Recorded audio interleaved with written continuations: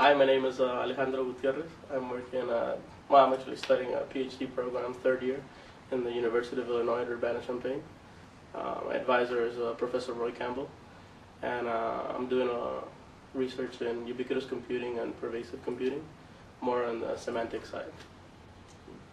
My name is Christian Grant. I am a first year, second semester PhD student at the University of Florida.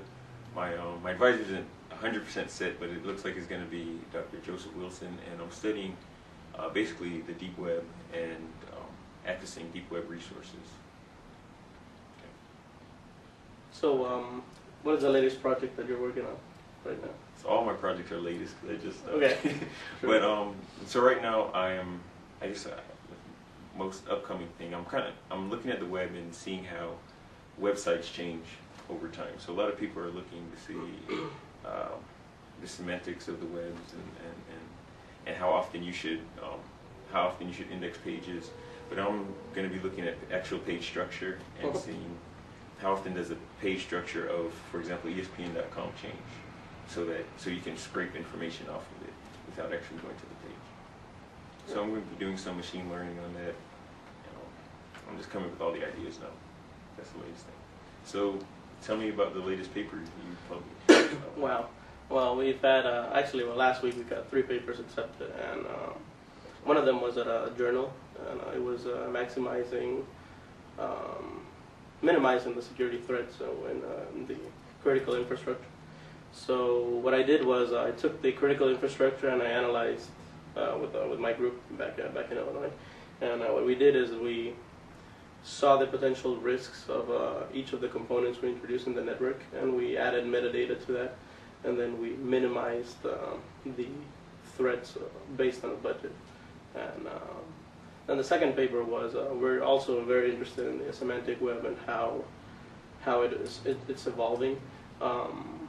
We believe that in the 90s, well, the big accomplishment of the 90s is that everything got connected. In the 2000s, I think the biggest accomplishment would be connecting the data. So being able to, if you're reading a Wikipedia article, being able to pop up immediately on the background or on the left side or bottom side or wherever, information about what you're looking at and different sources, so you can go directly to the information. And I'm also working with ubiquitous computing, like operating services, depending on which part of the room you are located in. So if you are like near a window and you want to see the temperature outside, you get presented the service of the weather and stuff like that. Yeah. All right. So you're at UIUC? Yeah. And so tell me how you came to get to the university. Well, I did my undergrad in Universidad del Valle de Guatemala, and I did there my undergrad and then my master's in information management, and then I applied and I got in.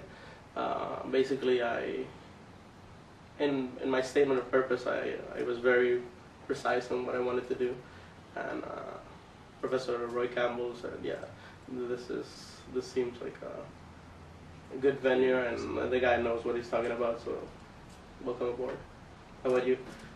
So yeah, I have kind of a different story. I did my undergrad there, and I did some undergraduate research, and I got hooked into a research team. So I had some new ideas on how to push the research forward, and they were familiar with me, so they kept me. Yeah, that's very good that you did undergrad research. Definitely that helped you. I didn't get the chance to do it in my undergrad, but I did work in industry, so I did like real life experience with whatever stuff, and I knew what was missing from the tools there. Okay. So yeah, it's pretty good. So let me ask you, what's difficult about your PhD program so far? Because I know for me, the classwork is a little bit more intense. I know it's not as important as, it's not that important, but it's more intensive than I thought it would be. So what's difficult for you? I would say the classes are there to give you tools for your toolbox to walk around in the PhD experience. The toughest thing is to come up with creative ideas. In my personal opinion, I always think that my research will not be optimized from other people's work.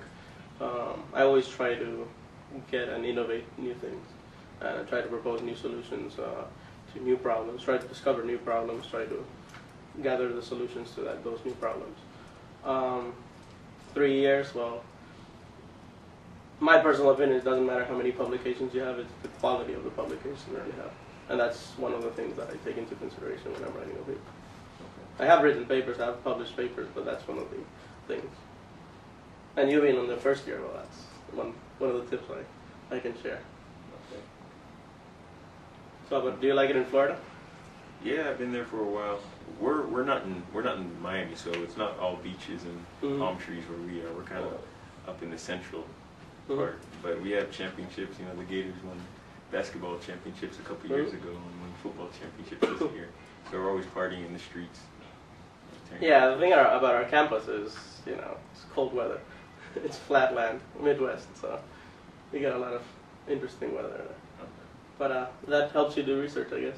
Because if you were in California or Florida, you would, you know, want to go play in the beach and swim in the ocean, but no, it makes you stay inside.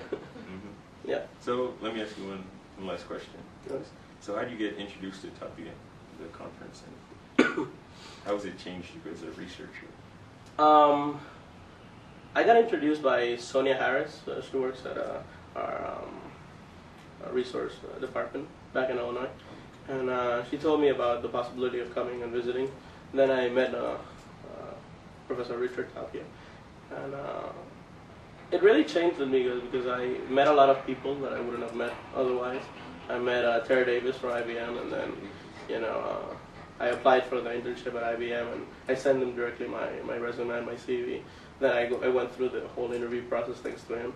And the contacts that you do here are significant because you sort of bypass some loops, some hoops, and you give the resume to somebody else. So it's really important people that you meet here that can help you. Yeah, How about you? Yeah, I agree, because there's a lot of people who are in stages where you want to be, and you get to ask some questions and get feedback. And if they're already in some place like Terry Davis at IBM, he's a good person to say, hey, I like what you do, or I like where you are. How could I be where you are? Yeah. And, yeah, the connections and networking is really important. Definitely. Well, that's all I have. Stay there for a second.